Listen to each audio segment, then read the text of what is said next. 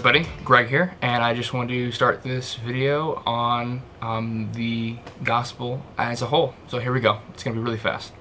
Now, the events that lead up to this salvation is that you have a God who's the creator, sustainer. He's a triune God. He's perfect within himself, and he's righteous and sovereign. But then you have man who isn't, and falls. The Bible is how God reveals himself to us in truth. The entire Bible is about the atonement. That's what I talked about in the last video, the grand narrative. So sin breaks God's law and thus separates us from God forever.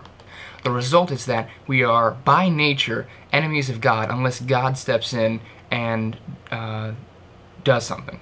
Now, that something has to cure us of our sin.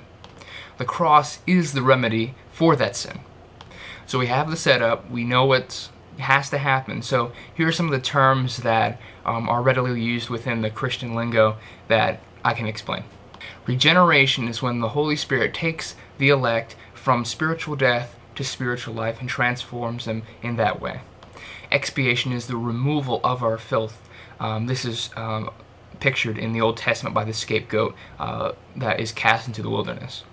Redemption means that we've been paid for, that Christ's blood on the cross redeems us or pays for us so that we are bought with a price. Propitiation is the satisfied work of the cross, that the wrath of God has been satisfied through the work of Jesus Christ on the cross.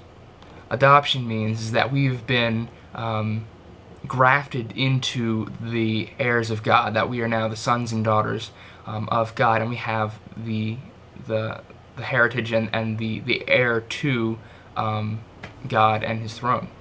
Reconciliation is when we are no longer enemies with God. Now, there are three main tenets of salvation that you'll hear a lot from Christians, and these are very important and very amazing in and of themselves. Justification is where God declares us righteous. On the cross, as soon as Jesus Christ said, "It is finished," we were justified. This is done 2,000 years ago. This is not happening still. Justification, if you've been justified, you've been justified. Now, sanctification is an ever-present salvation, meaning that even though I have turned and repented and put all my faith and trust in Jesus Christ, Christ doesn't just leave us in our sinful state.